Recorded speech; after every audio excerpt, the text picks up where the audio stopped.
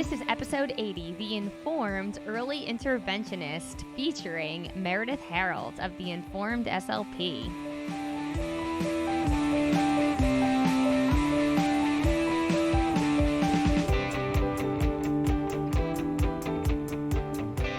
Hey everyone, welcome to another episode of SLP's Wine and Cheese. I'm Deb, and I will soon be joined by my co-host Maria Catones and Meredith Harold of the Informed SLP. But while I sit here editing this episode, I am enjoying the Vice Cabernet Sauvignon, the House Napa Valley 2017. This wine is as black in color as the darkest of nights. It displays notes of black currants, black cherries, and plums with a hint of vanilla and a waft of pepper. The full-bodied mouthfeel is accompanied with a chewy finish. I thought this was a great wine. My sister brought it over this weekend when she came to visit. We watched all the Netflix and drank almost all the wine, but a little bit was left for me to enjoy while I edited this episode. We chat all things research in early intervention speech therapy, and Meredith gives us great tips that you can use tomorrow in all of your sessions. Before we get into that, I'd like to ask you to please review us on iTunes. It really helps us out, and it helps other listeners find our show. Also, another way to support the show is to check us out at patreon.com/SLP's Wine and Cheese. And now, on to the show.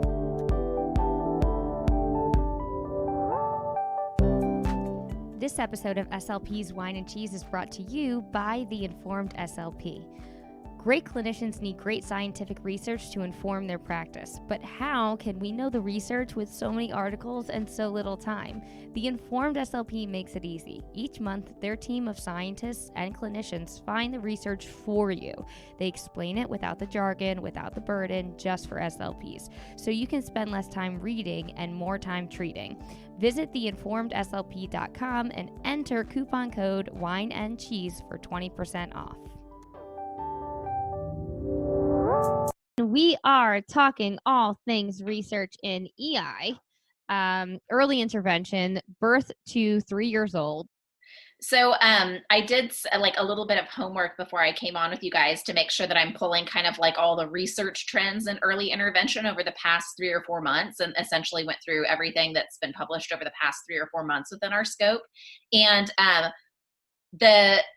there's not as much research on kids under the age of 3 and speech and language intervention that's like explicit and direct as we may hope. Mm-hmm. And that's something that I honestly would like to see a lot more of, but the reason it's not done is you have so little control over the stimuli, and it makes an explicit instruction really difficult with those kids. And so like the general kind of like consensus, it centers around the whole like follow the child's lead, like Hannon style approaches, you know. And there's some things that come out every so often that give us hints.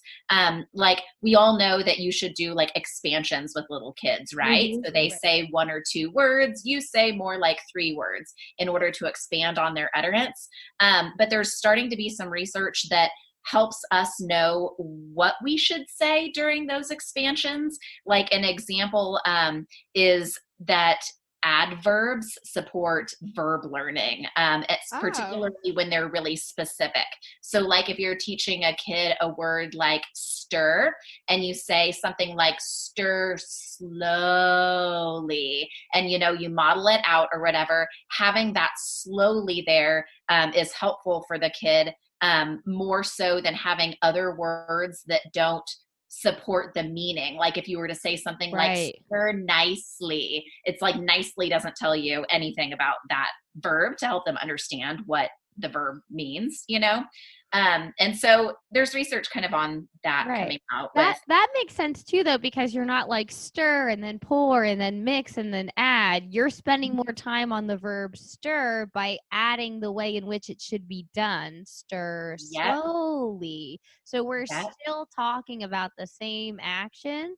And then if we were to be like, now stir quickly, then stir slowly, we understand that the constant then has been stir, and the only thing that's changed is the rate of stirring. So I think that makes a lot of sense. I'm going to use that. Yeah. Okay. I Yeah. like that one. And Yeah. I think that goes into like what we were saying before about early intervention, where you are just like playing, quote unquote, quote, air quotes. I did air quotes there, everyone. That it is kind of natural to like, pair like slowly with stirring, or like, let's say like playing with the car, like drive fast, like that. So I think that like it kind of goes hand in hand. Like it feels natural to say that. Yeah. And as we know, when parents are watching us or other professionals are watching us, they're like, look at that lady playing with that kid. But the little things matter in exactly how we're doing it. And the other thing that I think that like a lot of people get intimidated about looking at our field's research and being like, oh man, what's it gonna say? It's gonna tell me I have to do the crazy things I've never done before.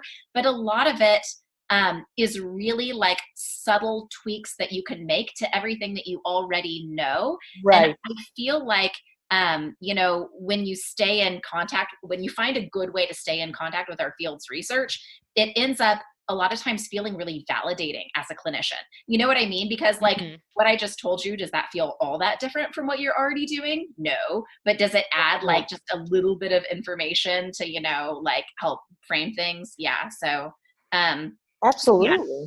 And you're like, yes, I do stuff like that. And then you're like, I'm going to do it like more. that. Yeah, I'm gonna exactly. Keep that up. And then I think an important part is like to tell the parent or the caregiver, like, oh, I'm really showing the word. You don't have to be like, the research shows the adverbs. Like, you don't have to get all crazy on them, Yeah. Who invited this lady? No, I'm just kidding. Right. But you can be like, I want to keep the word stir, and I'm just changing, like kind of what Deb said, just changing how we do it, So it's good to keep some things consistent, but, add language. That could be something a parent, I think, would understand. Yeah, for sure. Something along those lines. Yeah.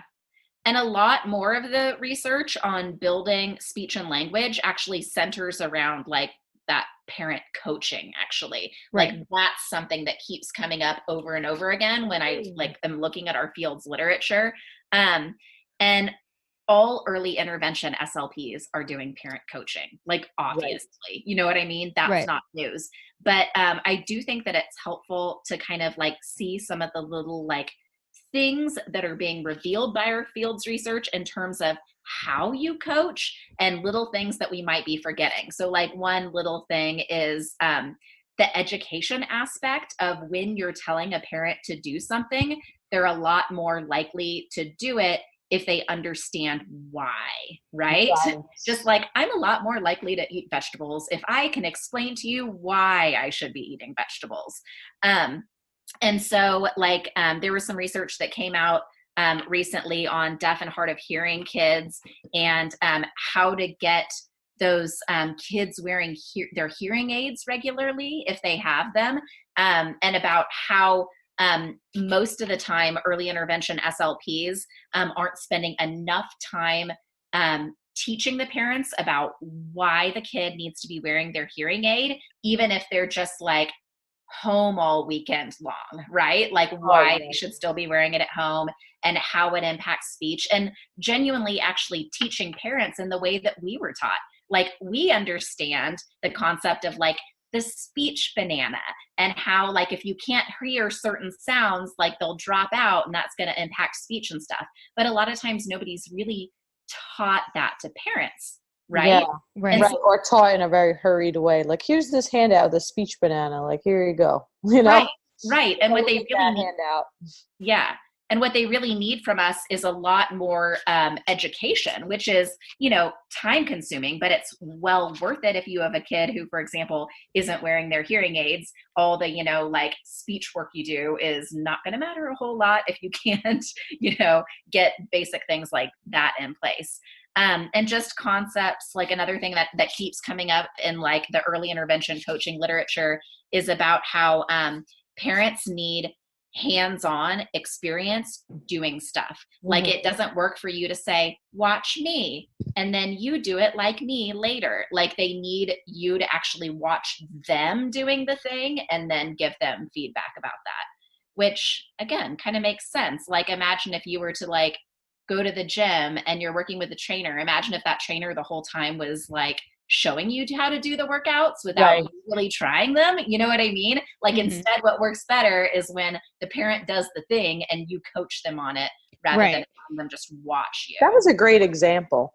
I feel like this is something that I always convey, and I feel like to some parents is a little bit mind-blowing. And then you feel when you work private pay or private practice, you start to feel like, I want to make sure I'm doing everything right in a timely manner.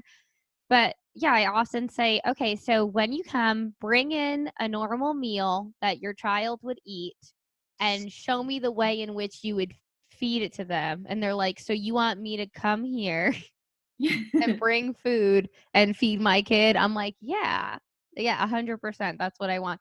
But like, I definitely, like, I feel as though very many parents are just like, okay, I guess if that's what you want, but what am I paying for? But it's necessary. Because sometimes I see it and I'm like, okay, I've identified a new issue. Here's what we need to do in terms of adjusting in feeding time.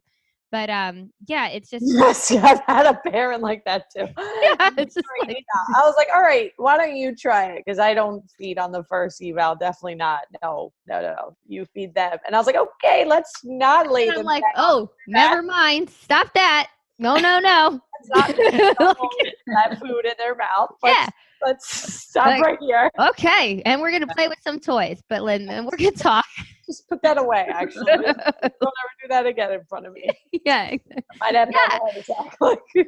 And that's often, I feel, that's happened to me at least 4 times. 4. It happened to me once. It was like enough for me to be like, yeah, okay. Saw enough. Got it. I gotta go now. Please just take a sticker and go. No, I'm just kidding. Yeah. But yeah, so I love that we're doing this whole parent coaching section because yes, they definitely, I need to incorporate this more. Just, it's good to observe what they're doing, but then also it's good for them to see me do it, and then it be their turn. Yeah. They just need, adults just need hands-on stuff in order to learn.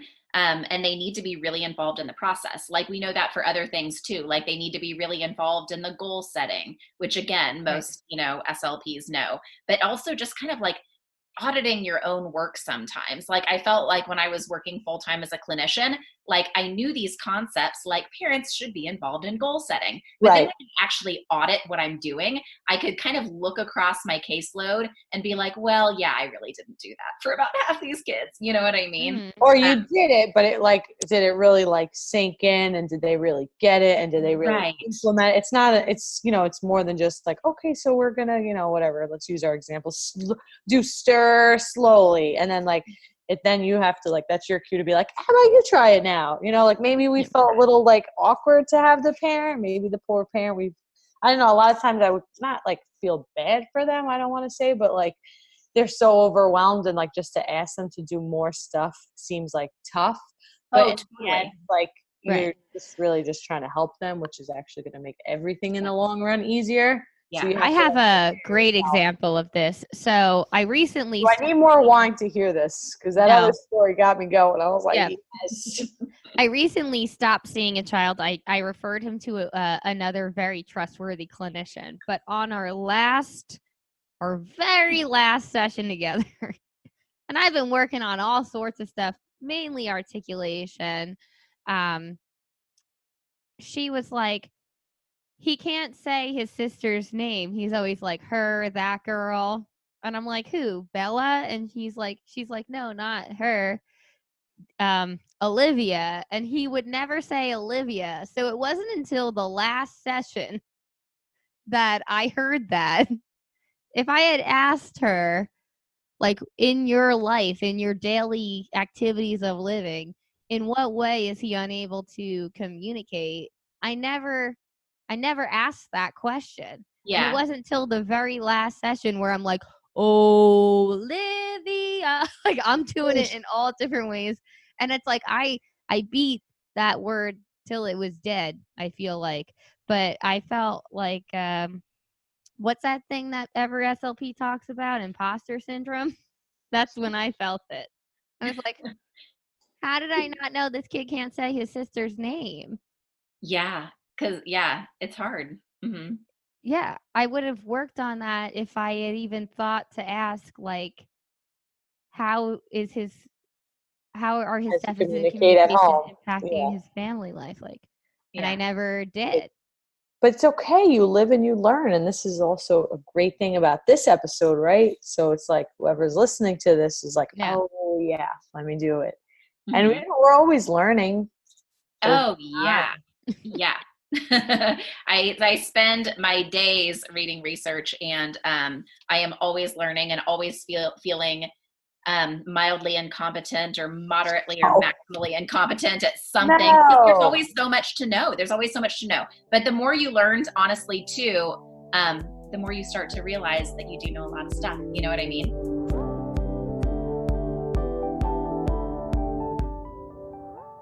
This episode is brought to you by Therapy Travelers, and Flavia is going to share 3 great reasons to work for Therapy Travelers.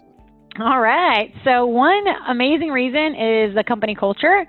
You won't find that working for any other agency, company that really, truly cares about their therapists and what they're doing, because we want to change kiddos' lives. 2 is our benefits. A lot of people do not get wonderful benefits when they're working for agencies, and they're unaware that they actually can get those.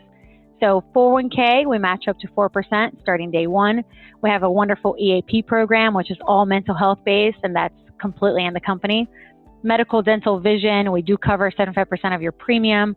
You get PTO, you get paid holidays, you get CU and reimbursement, sick time, a lot of those things you do not get when you're working for an agency. And the last thing is something called a relationship manager, which is a person that's there to be your advocate and to help you when you're on assignment. We don't just place you somewhere and forget about you. We have someone that's there to check on you, to be your main point of contact. They're also the main point of contact to the school district if you have any issues. So it's just a really unique agency to work for, and we love everybody that works with us. We're a big, happy family.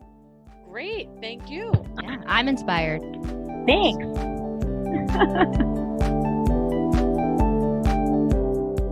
And now back to the research with the Informed SLP, Meredith Harold.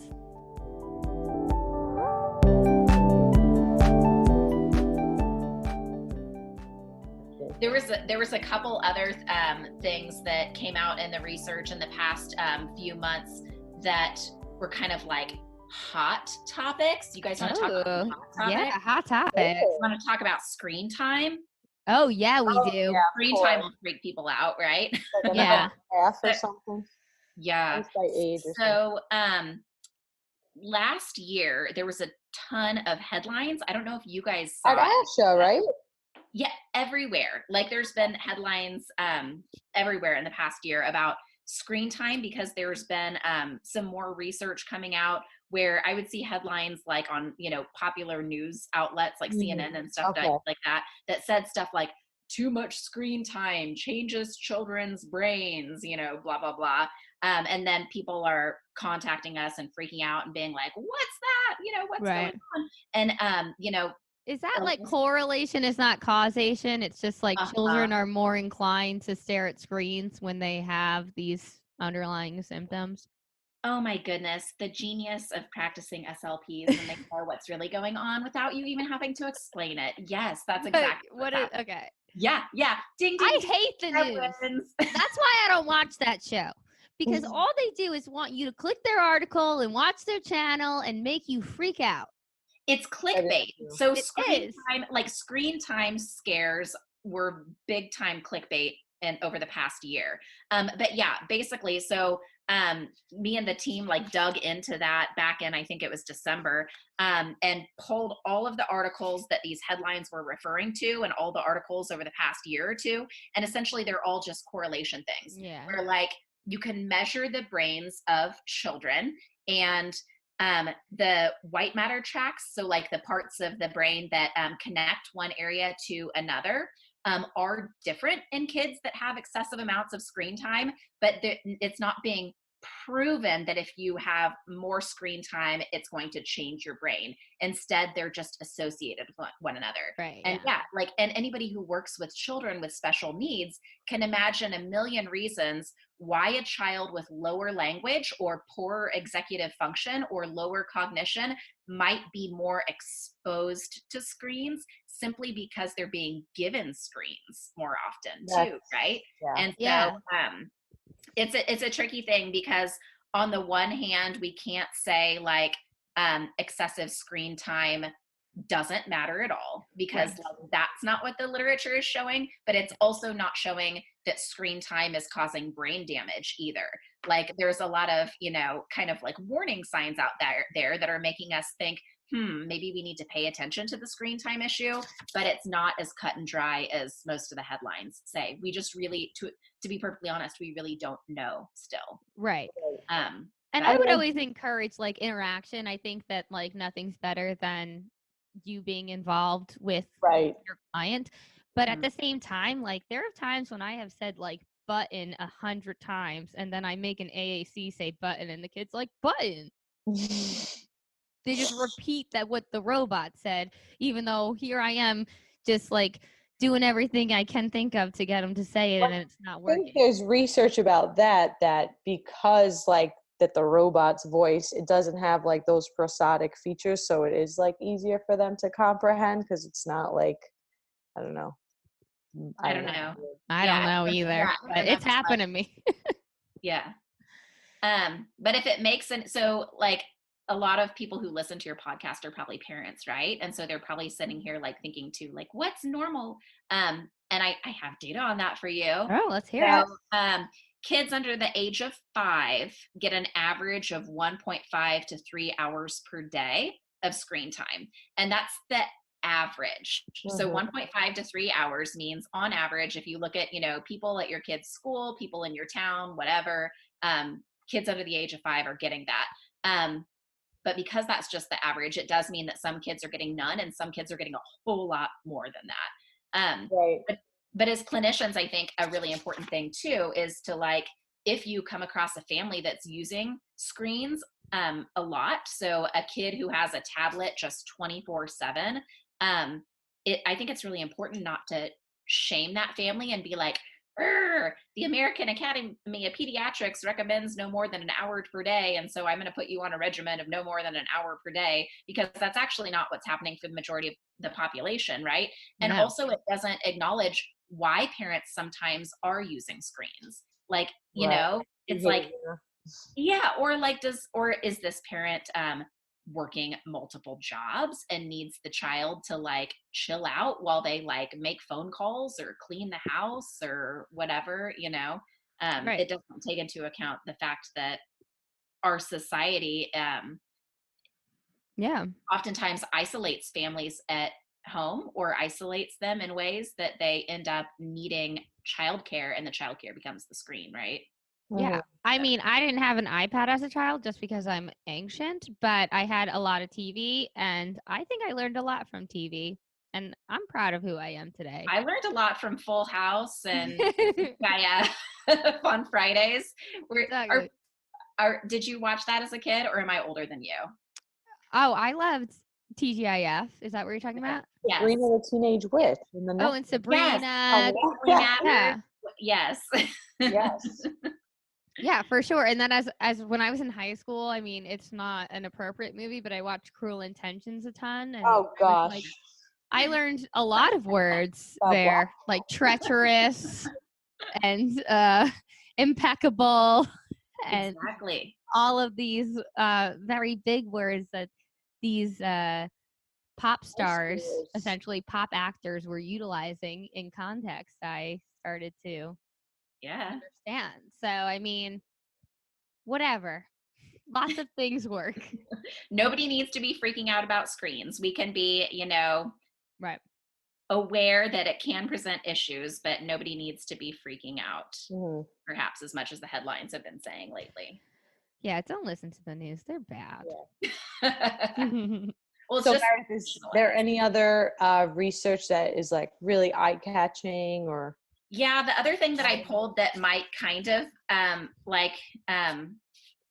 might be interesting to people is, so in clinicians that are working with children with autism a lot, particularly if you're in situations where like you're in a private practice and they're trying to decide like what programs and stuff to put in place, or like if you're in a school system where they have like self-contained classrooms and they're trying to figure out what programs to put in place, as you might know, there's a whole bunch of different stuff, right? There's ABA, there's Jasper, there's the Early Start Denver model. Like there's all these different programs for kids with autism. And it's like, how on earth are we supposed to know what to recommend? Or I only know what ABA is. I don't even know those other two. The other ones. Yeah. Well, I've spent a fair amount of time in autism programs. And so and I'm sure a lot of the listeners will have too, where they've had SPED directors, say something's going to be put in place, or a clinic owner.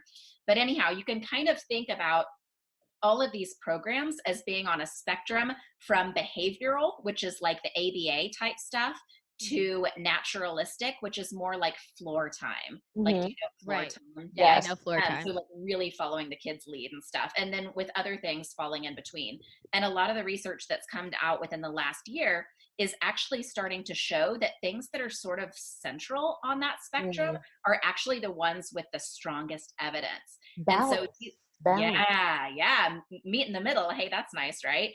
And so these things are called NBDIs. They're naturalistic, developmental. Oh gosh, hold tight. Let me look at my paper. I always remember forget what the acronym actually says. While Meredith is looking for that, she's got a really cool earring on. It looks like it's stretching up the side of her ear, and I'm wondering ear climber.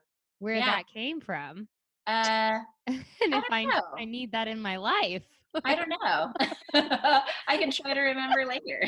We'll include it in the show notes. Yeah, in the show notes. Meredith's funky ear climber. I'm really liking that. I like funky things. I like funky shoes. I like funky jewelry. Keeps life interesting.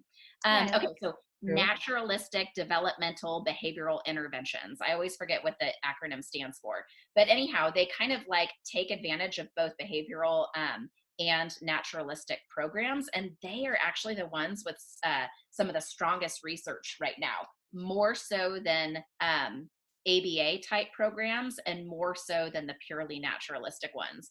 So if any SLPs are out there with people saying, this is the program that has the strongest evidence, that is the program that has the strongest evidence, there's actually papers that have looked into the literature and compared all of them against each other through a meta-analysis, and essentially provide you kind of like a ranking. So if somebody at your workplace is like, oh, I think we should use this, you can go to these papers and figure out sort of, whether or not they're choosing something with strong evidence behind it or weak evidence behind it, which is super duper helpful. And obviously show notes for you guys too. Wow. I mean, I just think it's always important to demonstrate virtue in all that you do. And that's the middle ground between excess and deficiency. And that's essentially like I don't want to say floor time is the deficiency, but that's where I'd place it. And I'd say ABA is the excess. You guys can write me hate emails if you'd like to. But I think finding the middle ground between the two of those is where I like to be. I like to know about both of them, but then also be like, I will follow this child's lead, but I'm going to do it with intention. I'm not just going to follow them around their apartment all day. Right. I'm going to do it with intention. And then I'm also not going to make this kid stand up and sit down 72 times. Yeah. Until they do it right. I'm going to incorporate that into a more naturalistic setting. Right. Yeah, totally. Yeah, like I've always said, I mean, seriously, like clinicians' intuition is often in line with what the research ends up showing, but it's really nice to have that data too, to kind of like make sure, yeah, absolutely, that you're on the right track. Yeah, to like give you the confidence to know that you're on the right track. And also like sometimes we are wrong and sometimes our intuition is off, and to like help, correct for some of those things as well.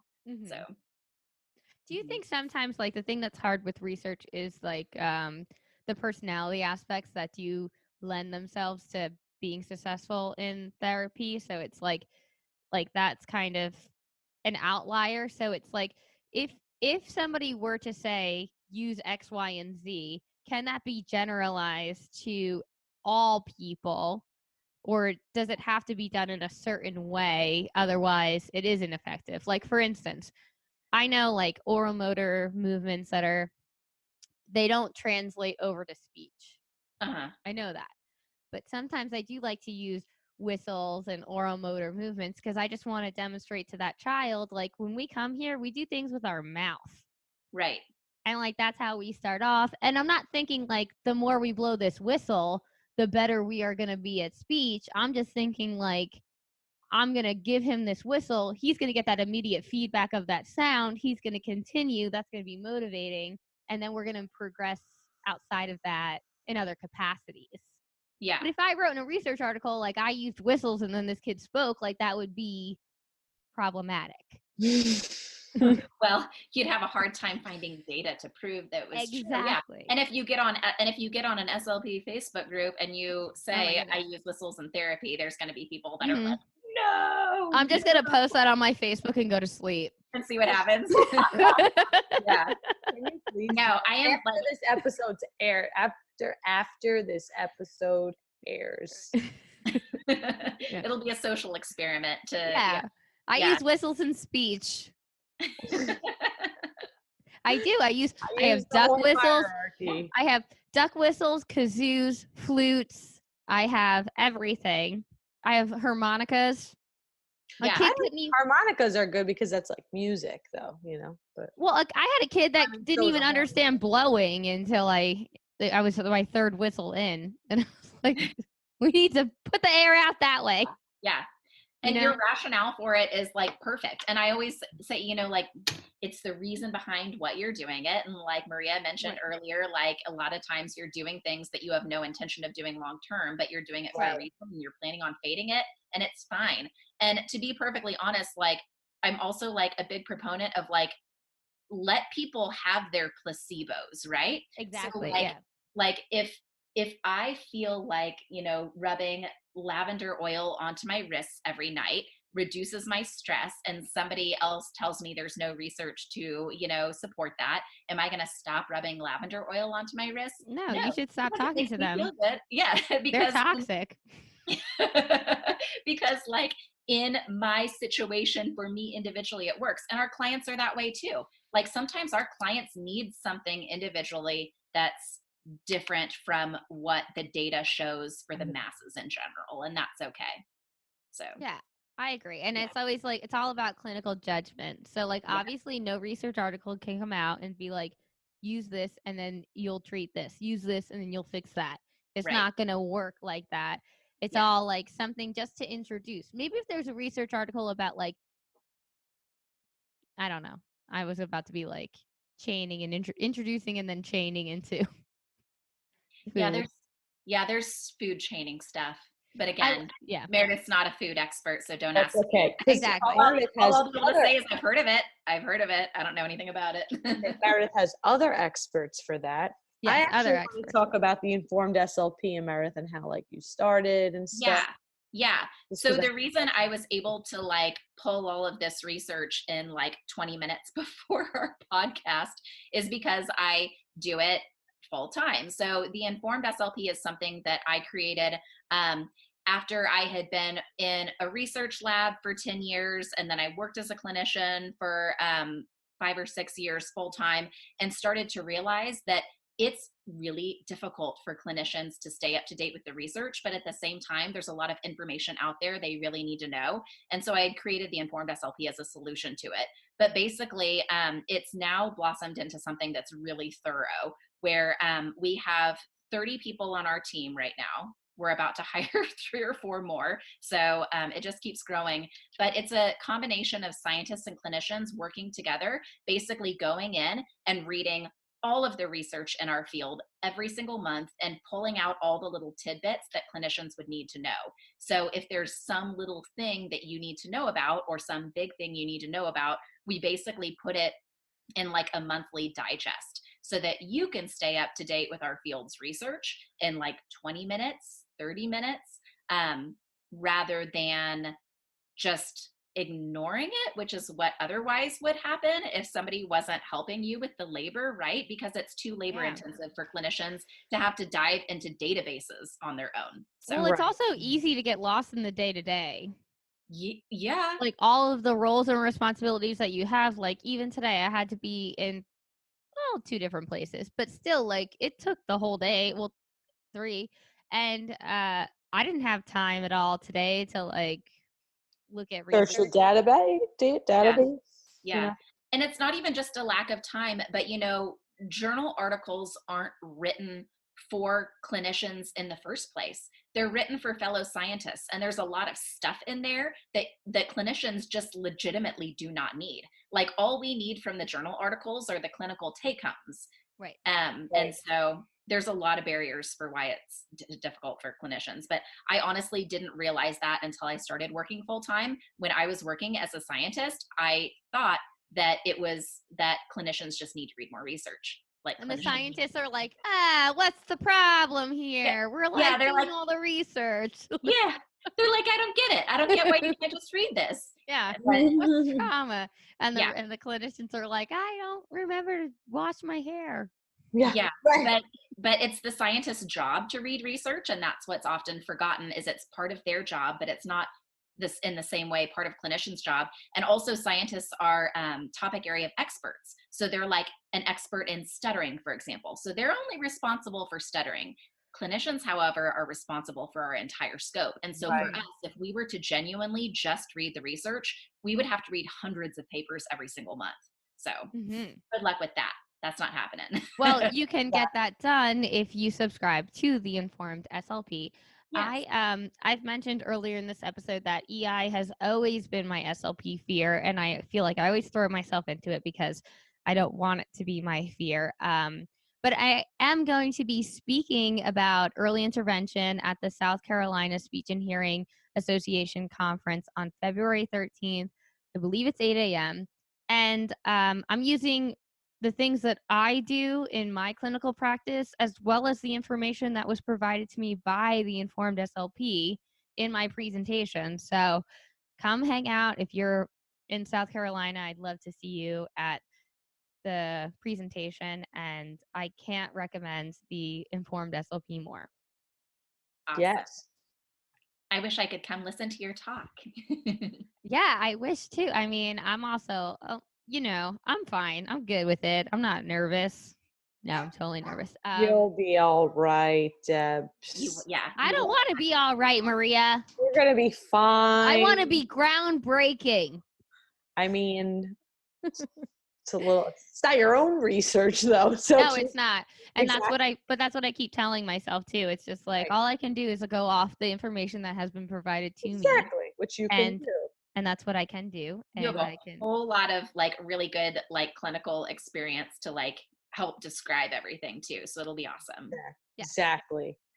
So Meredith, we usually end each episode with a quote. Do you have any mantras or any quotes that you would like to share with us and our listeners? Oh my goodness, I didn't prep this one. I know. This is sometimes we like to. We always forget to tell. Well, I do. I always forget to tell. I forget to tell too, and then other times I'm like, it's okay if it's on. It could be a song lyric. It could just be something you tell yourself day in and day out. It can be like what you wake up and think.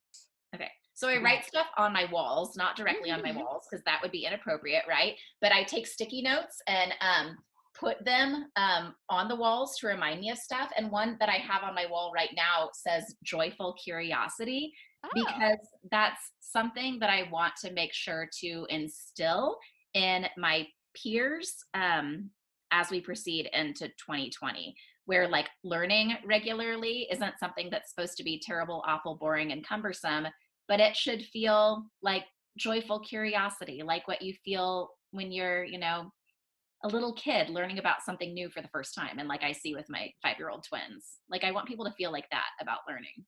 Yeah, I love that. That That's resonates great. so much with me, because I recently told my college students that if you think you want to pursue speech language pathology, you need to ask yourself this question. Do you want to learn about this for the rest of your career? Is this a subject you want to continue to learn about? If you find it so interesting that you want to continue to learn about all of the things that are within the scope of practice, speech, language, communication, feeding, and swallowing, then this is the place for you. Yep. So that's been another episode of SLP's Wine and Cheese. I'm Deb. Hi, Maria. Meredith.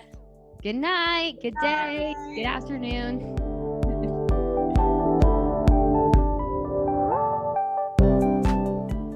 That's our show, everyone. Thanks for listening to SLP's Wine and Cheese. We have new episodes every week, so be sure to subscribe. Also, we'd appreciate it if you would review us on iTunes. If you love the show and want more bonus content, please check us out at patreon.com/SLP's Wine and Cheese. Have a great day, everybody.